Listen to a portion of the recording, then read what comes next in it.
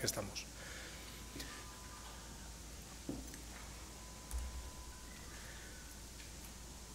A lo largo de las noches, de los tiempos y las noches del hombre, el hombre, observando el firmamento, fue consciente de alguna manera de su finitud. Y fue consciente también en ese momento de calma, en el momento de la noche, en ese momento paradójico, en el que de alguna manera, por la inquietud de la oscuridad, sin embargo, podía observar el cielo y las estrellas.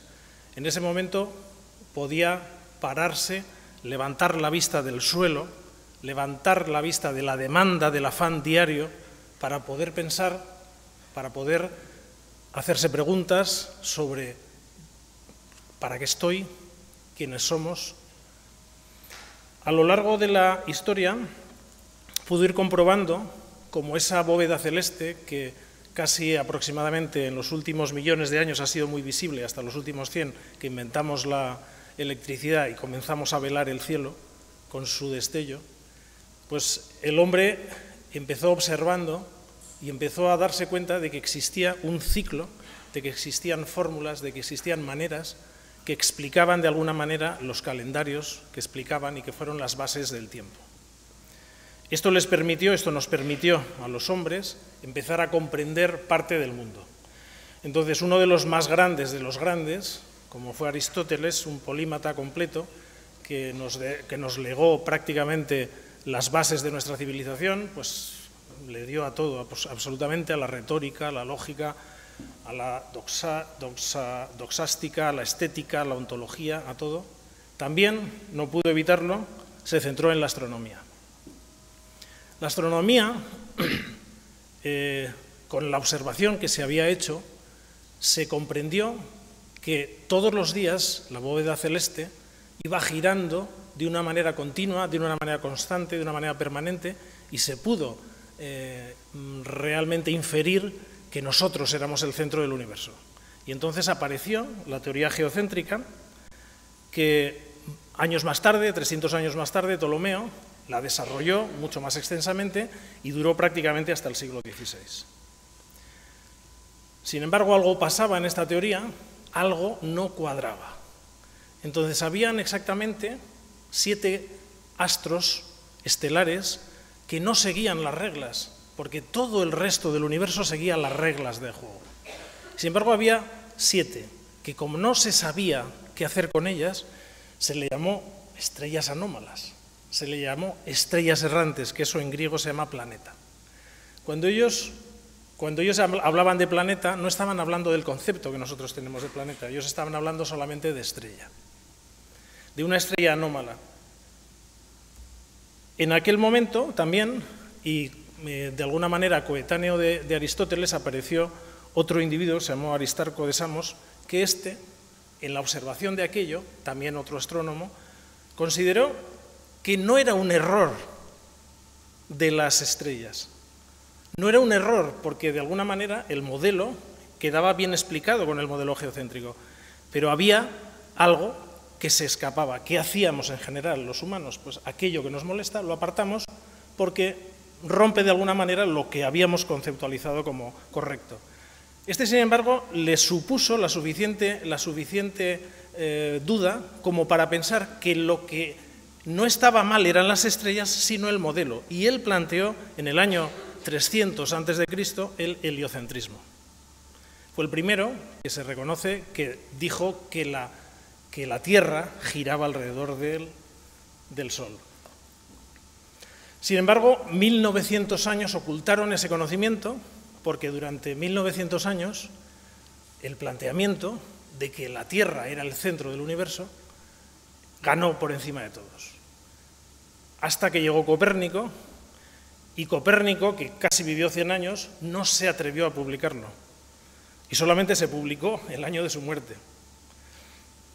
Y entonces fue la primera vez que él volvió a recuperar las claves para decir que no, que efectivamente lo que vivíamos era en un mundo que giraba alrededor de un sol. Ya sabéis la historia de Galileo. Galileo descubre el telescopio y comienza a poner ciencia real diciendo, efectivamente, existen astros que se mueven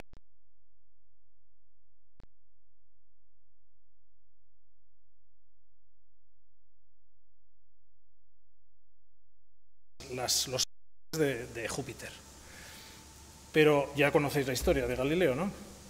Entonces Galileo fue exigido de alguna manera, fue juzgado por la Inquisición y se le obligó, se le culminó a que se retractara. Él se retractó, pero unos años antes, o porque unos años antes, Giordano Bruno, que fue otro gran astrónomo, y que no solamente dijo que el modelo geocéntrico no solamente estaba equivocado, sino que también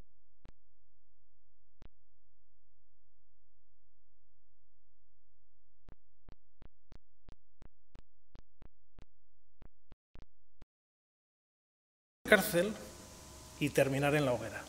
Por el mismo, por Roberto Bellarmino, que fue el inquisidor de Galileo. 1900 años de oscuridad de conocimiento apagados por el fuego de las creencias. ¿Qué pasó? Los sistemas de información no generan conocimiento.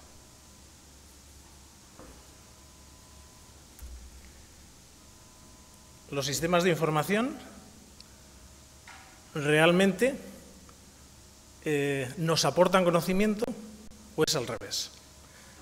Esto parece la canción que os suena, ¿no? ¿Cuánto hemos cambiado desde entonces? Si realmente los sistemas de información aportaran conocimiento, nosotros hace ya muchos años, como comentaba antes César, la visita la hubiésemos eliminado del sistema de medición. La visita, porque la visita no es una unidad de actividad, es una unidad de consumo. La actividad son los episodios o los problemas, no las visitas. ¿Por qué? Porque se consideró que la unidad de medida no era la productividad, que es qué partido por cuánto, sino el uso partido por tiempo. Por tanto, no se puede soportar ver a un médico o una enfermera sin hacer nada. La máxima productividad de un hospital es vacía. La UBI vacía es el máximo éxito de funcionamiento del sistema sanitario. Pero una UBI vacía lo que hace es disparar el coste por proceso, y eso no puede tolerarse. Entonces, la visita se confundió y se consideró que, como en el caso de la izquierda, vuestra izquierda, lo que hicimos, en vez de medir que solamente estábamos atendiendo un episodio, estábamos atendiendo 25 visitas, que son las veces que le hemos hecho. Se nos olvidó que lo importante era el episodio y no las vueltas que le damos a los demás. Porque existe una relación inversa también. Si hubiésemos considerado que la visita no era la medida de actividad, que la seguimos utilizando, que es el sistema que estamos utilizando ahora. Ahora en la parte hospitalaria, en la parte de ambulatoria, en la parte de hospitalización ambulatoria y en primaria, la unidad de medida sigue siendo la visita. Y la visita está en relación inversa con el número de pacientes. Esto es una cosa que los médicos no suelen tolerar. Cuando se les dice, es que yo no puedo tener más pacientes porque tengo 50 visitas, pues hay una relación inversa. Cuantos más pacientes se tienen, aquí tenéis la gráfica, cuantos más pacientes se tienen, más episodios diferentes por paciente se es capaz de atender y se es capaz de resolver. Lo mismo ocurre con las dos cosas, atendidos y resueltos. Las listas de espera, no existirían las listas de espera porque al final las listas de espera es una fabricación del sistema. No hay listas de espera. Las listas de espera las creamos nosotros. En el fondo, el sistema tiene un 7,5% solamente de problemas que tendrían que ir a la parte ambulatoria. Primaria tendría que tener el 90%, es capaz de resolver el 90%. Pero hay una especie como de mezcla y de alguna manera es más cómodo para el propio colectivo profesional el bajar a la parte de primaria donde hay mucho más facilidad y más juego. Hay menos complicación, porque es mucho más difícil tener casos muy complejos y pocos casos muy complejos. En el fondo, la relación que existe en un sistema por 100.000 habitantes es lo que está puesto en la pirámide, porque a 100.000 habitantes hay 12.500 ingresos y 550.000 episodios de primaria cada año. Y entre medias hay una cifra que es variable, que va entre 40.000 y 100.000 interconsultas, dependiendo del nivel. Ni 40.000 ni 100.000, no tendrían que superar los 15.000 posiblemente interconsultas que hubiera en el sistema. Pero el sistema no mide. El sistema puede seguir teniendo los 1900 años de oscuridad porque sigue creyendo que la visita es la clave del asunto. Esto también se mueve en la parte hospitalaria. no solamente hace que se pierda de alguna manera competitividad, sino que uno de los problemas más complejos que genera, precisamente las listas de espera y la forma que utilizamos a veces en primaria de pocos pacientes y derivación, es el hundimiento de los valores predictivos positivos y negativos, lo cual es un problema gravísimo en el funcionamiento y en la iatrogenia. Aquí vemos la relación que existe entre los episodios atendidos y la población atendida. Los episodios atendidos por habitante, es decir, cuando se considera que yo cuando tenga menos pacientes lo haré mejor, eso es una falacia, es justamente lo contrario.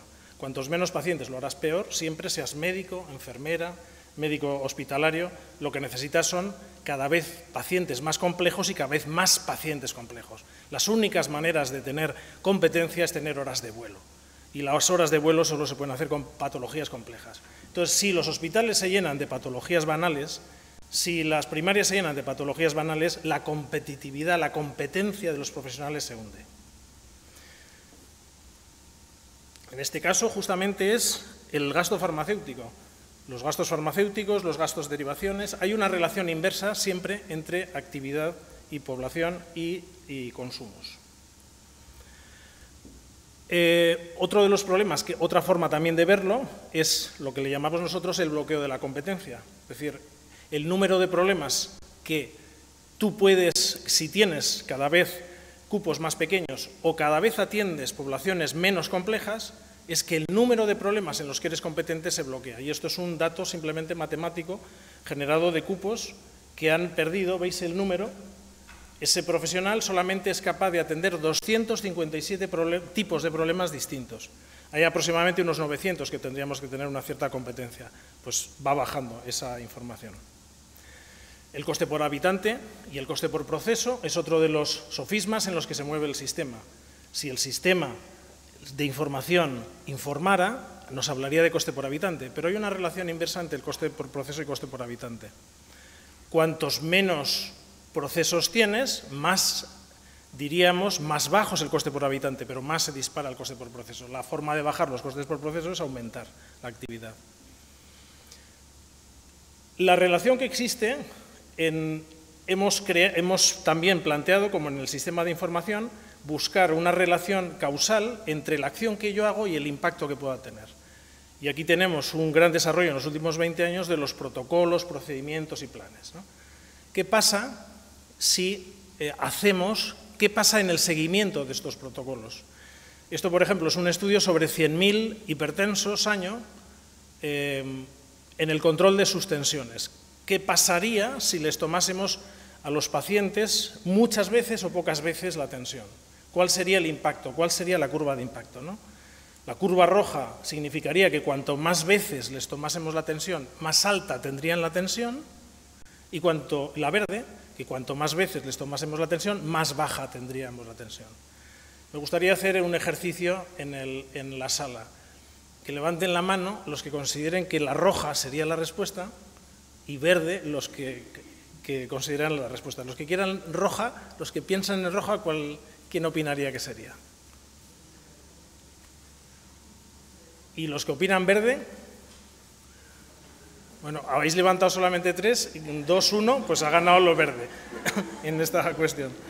El resto habéis sido muy prudentes y a vosotros os agradezco mucho vuestro arrojo, pero en realidad es independiente, no tiene nada que ver. O sea, estamos haciendo miles y millones de consultas en las cuales estamos haciendo el control a los pacientes 1, 2, 5 veces y da lo mismo hacerle 50 controles. Aquí veis que el top de nuestra gama era 66 controles año y da lo mismo hacerle 66 controles que 1. Porque lo que controla la tensión no soy yo, sino el medicamento y que deje alguna vez de comer. Sin embargo, esto supone comportamientos dentro de los sistemas de millones y millones de consultas y millones de horas de tiempo muerto y de coste de oportunidad elevadísimo dentro de los sistemas. Si tuviésemos información y el propio sistema reconociera que no es el modelo sanitario, el modelo empresarial, porque tiene una característica distinta, porque el modelo empresarial tiene siempre lo que sería la inversión natural de la pirámide en las jerarquías poder, en la pirámide de jerarquía-poder.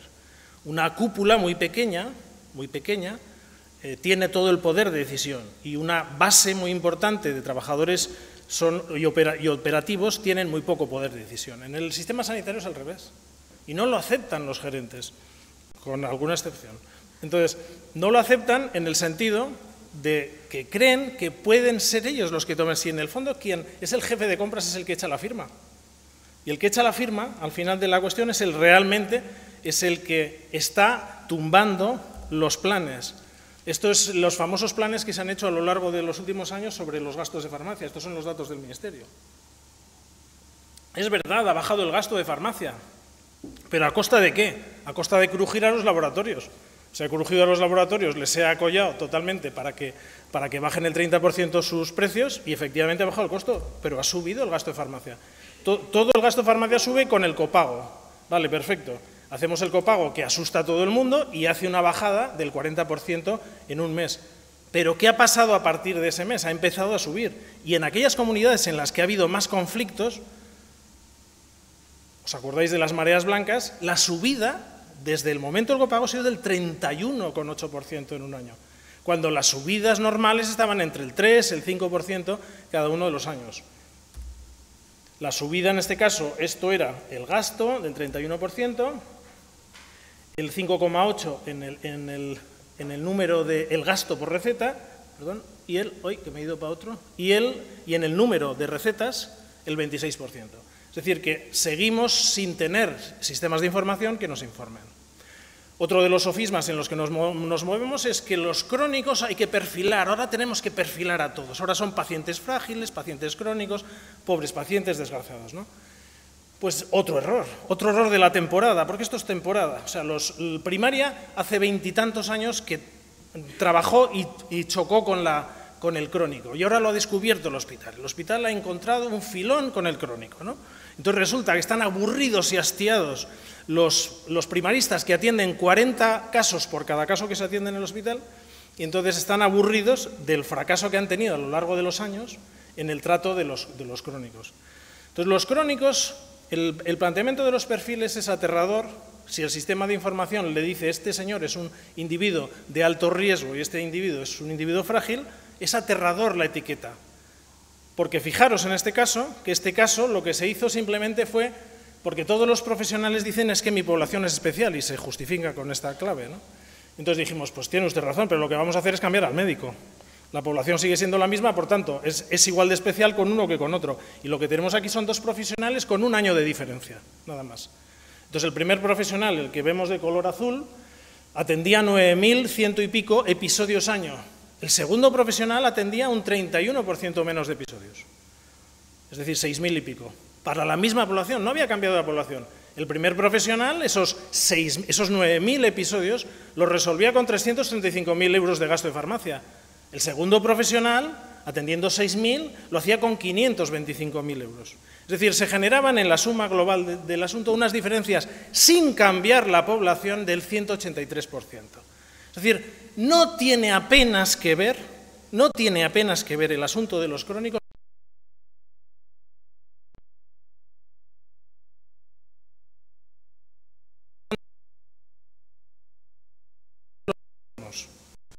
La no enfermedad en estos momentos está generando tanto costo o más que la propia enfermedad.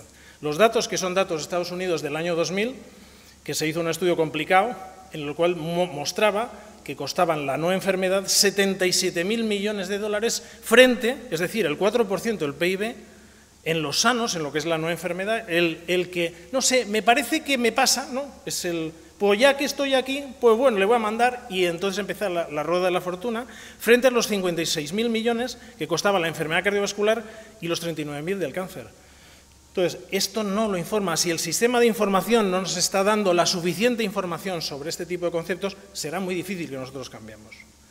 El 70% de todas las derivaciones del país no tienen que ver nada con las patologías crónicas.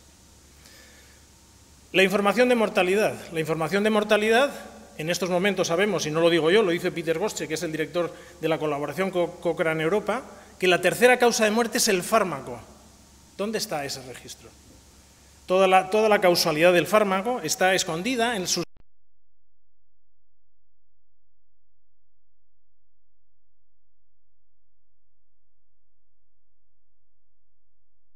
Sabemos en estos contabilizados que hay 200.000 muertos anuales en Estados Unidos y 168.000 anualmente, que es la tercera causa. Por encima de eso solo se nos mueren por cáncer y por cardiopatía, en la cuestión. ¿Por qué pasó? ¿Por qué pasó que en el año 300 a.C. nadie le hizo caso a Aristarco de Samos? ¿Por qué pasó? ¿Qué fue lo que hizo que le llevasen a la hoguera a Bruno y que le llevasen al final a la retracción a Galileo? Galileo pudo demostrarlo, lo demostró en su época, lo demostró con datos fehacientes, lo vieron, el propio colegio, de alguna manera, de astrónomos, pudo constatar que efectivamente las tesis y lo que estaba diciendo era real. Entonces, cuando los otros perdieron, cuando los que perdieron eran los del geocentrismo, que perdían el chiringuito, de alguna manera, lo que hicieron fueron atacar por creencias. Estaba atacando a creencias, en aquel momento religiosas. ¿Qué diferencia hay con esas creencias religiosas, con las creencias religiosas que nosotros tenemos ahora mismo, con los tabús que ha supuesto la informatización, con los tabús que ha significado la centralización, con los tabús de que es imposible el opt-in, el opt-out? O sea, es decir, es imposible que el paciente pueda tener un seudónimo, pueda estar registrado como un seudónimo. Y estamos viendo que se acaba de hacer en la Corte Europea una sentencia en la cual se permite el derecho al olvido. ¿Cómo no puedo yo tener el derecho al olvido o a la intimidad, ¿no?, en una cuestión en la cual me la juego, en la cual está mi salud por medio? No hay posibilidades. No hay, ¿por qué? Porque hay una nueva religión. Las nuevas religiones son las tecnologías, las nuevas religiones son el pensar que la informatización, las centralizaciones, etc. Esas cuestiones, como decía el gerente César, son condiciones en estos momentos. A nadie se le ocurre pensar que no tenemos que estar informatizados, pero no es el mérito es hacerlo de otra determinada manera. En el fondo, los sistemas de información solo serán competentes si el conocimiento es previo. Lo decía el afamado Einstein, la imaginación por delante del conocimiento. Y yo añadiría, y la intuición, en el fondo. Es decir, que solamente la parte intuitiva es lo que permite de alguna manera. Hace tiempo que nosotros, hace unos 25 años, empezamos a darle vueltas a esta cuestión y comenzamos a imaginar y construir y combinamos el dominio de la información con la observación de los comportamientos y del modus operandi y la reflexión, para hacer un modelo valioso, sensible y fiable, que eran las condiciones que nos exigían. El dominio, la visita, es consumo. La demanda no es ingobernable, es absolutamente reactiva a tu comportamiento. Toda la información debe estar unida al episodio de atención. No podemos, ninguna de las cuestiones que hagamos, seamos quienes seamos en el colectivo, que esté fuera de lo que es el episodio de atención. Lo importante es el caso, ya veréis al final del planteamiento, como nos hemos centrado en el procedimiento, si acaso algo en el proceso, pero nos hemos olvidado del caso. El caso es el mengano, y el caso no es la etiqueta del mengano. La codificación es crítica y específica según el nivel. La codificación de primaria y especializada son dos guantes de dos manos, absolutamente especulares y complementarias, pero el guante de la mano derecha para la mano derecha y el de la izquierda para la mano izquierda. ¿Qué es eso de poner la clasificación hospitalaria en primaria? ¿Qué es eso de poner la clasificación de primaria en hospital? La clasificación hospitalaria necesita un codificador que hace 50 códigos al día. Cada médico de primaria hace 50 códigos al día. ¿Qué ponemos? ¿Un codificador por cada uno de los médicos que hay en el sistema? Ahora mismo todos son enfermedades raras, porque la lumbalgia, que es una de las causas más importantes, la primera causa de bajas, mucho más caro que la farmacia, la lumbalgia tiene 3 códigos en realidad, porque tenemos 3 códigos. La CIE tiene 750 códigos. ¿Qué hacemos si lo que le ponemos a los profesionales para la codificación es 750 maneras? Vosotros ahora mismo vais a estar trabajando con un sistema de codificación. Si ponemos un sistema de codificación que no es sensible, sino es ultra específico, la lumbalgia ya no es lumbalgia, ya es una calcificación del ligamento amarillo, ya es una epifisiolisis, ya es tantas cosas que dos individuos no se van a poner. ¿Tú qué has hecho? No, yo veo ligamentos amarillos, le van a exigir al gerente la subunidad de ligamentos amarillos calcificados, ¿no?, en la cuestión. Entonces, todos son enfermedades raras en estos momentos. Por eso está creciendo la enfermedad rara. No porque la epidemiología haya cambiado, hemos cambiado los sistemas de clasificación. Quien manda es el profesional. La oferta no es un entero, es una tasa. La oferta no es solamente lo que haces, sino lo que haces respecto a lo que tendrías que hacer en base epidemiológica y poblacional. Por tanto, la efectividad es lo que resuelves partido por lo que atiendes y la rentabilidad social lo que resuelves partido por lo que existes.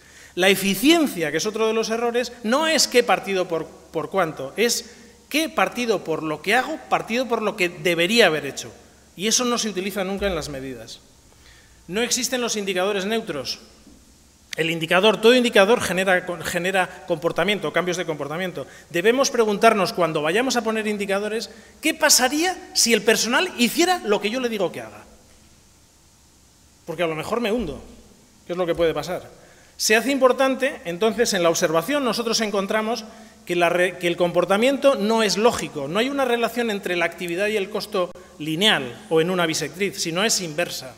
Los individuos, los grupos, que hacen mucho, que resuelven mucho, gastan poco, cuestan poco. Y los individuos que hacen poco, cuestan mucho. Y eso no es casual y no es por la población, porque las diferencias son del 800% y las diferencias explicables por la población son del 35%. Son el tipo de praxis y son las formas de organización y las competencias que tiene cada uno. Esto es el diagrama X con el cual nosotros medimos cada uno de esos puntos, es la actividad de un cupo poblacional. Está compilando cada uno de esos puntos 120.000 registros y cada uno de esos puntos es un mengano, soy yo o cualquiera de ellos. Estamos viendo en mi pantalla superior lo que mide es más actividad que la media y la inferior menos actividad. Y en mi pantalla derecha más costo que la media y la izquierda menos que la media. Con lo cual se nos generan 4 subpoblaciones. El grupo A, que es el excelente, que hace más por menos, el grupo B hace más por más, el grupo C hace menos por menos y el grupo D hace menos por más. Las diferencias de solamente el grupo A con el resto es del 350%. Por eso no funcionan muchas veces los sistemas, porque se olvida que hay 4 subpoblaciones y esto se repite en todos los modelos, da lo mismo que sea en trauma que sea en la atención primaria. Comenzamos a imaginar, para construir de alguna manera una clave, que dado que los sistemas de información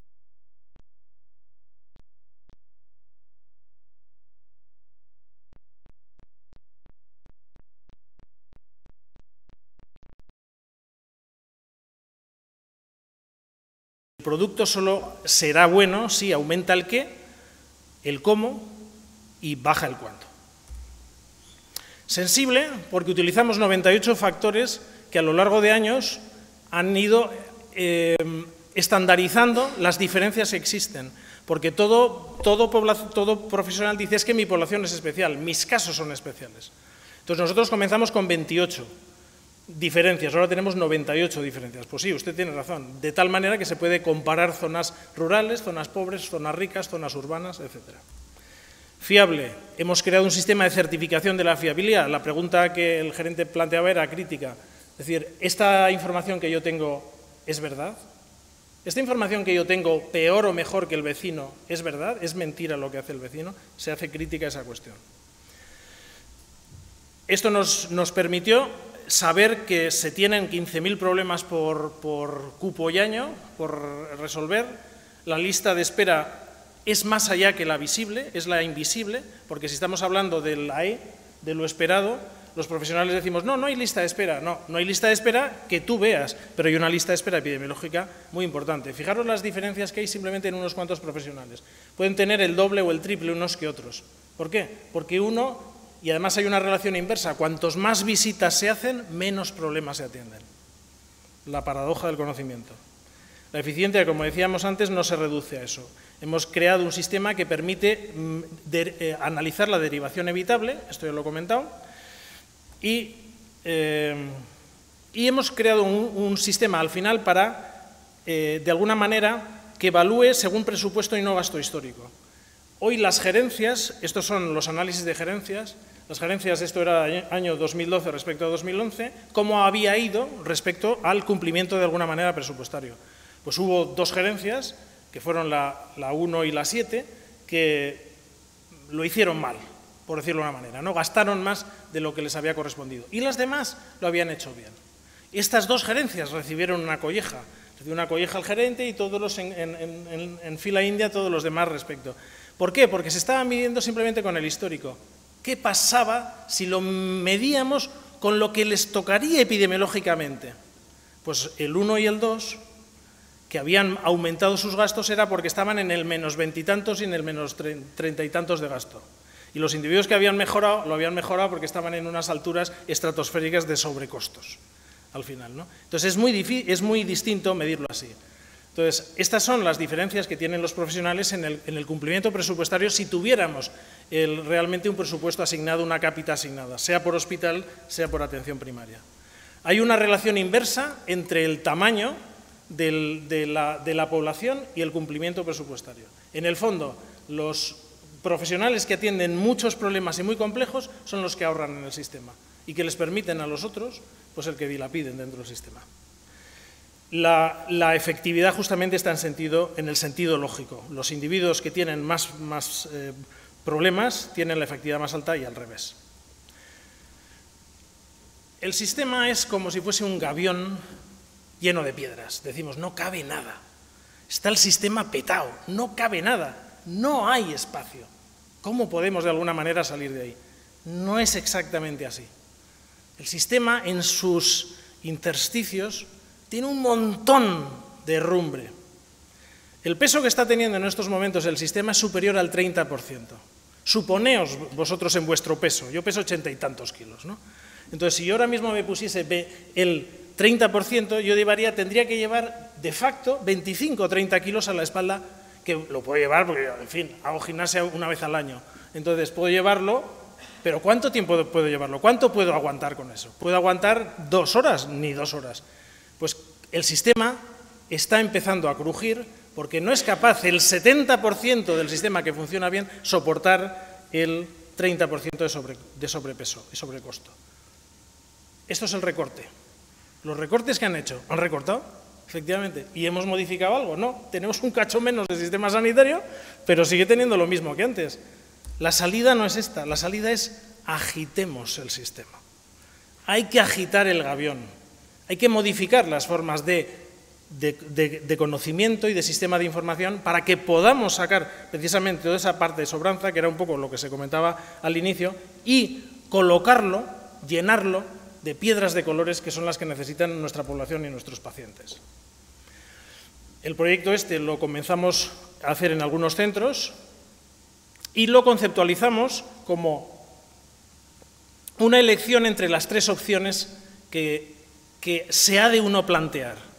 ¿Qué es lo que uno, en el fondo, persigue? ¿Hacerlo bien? ¿Hacer lo mejor o hacerlo mejor? Hacerlo bien es el procedimiento. Yo acabo de salir de un ingreso familiar y he sufrido el procedimiento. Lo único que ahora mismo yo pedía, por favor, que el que haga el procedimiento lo haga bien, porque el proceso, perdido. Y el caso, ni tocarlo. Es lo que se está llamando ahora mismo, de alguna manera, a nivel internacional, Montori es el que lo mueve, la medicina mínimamente impertinente.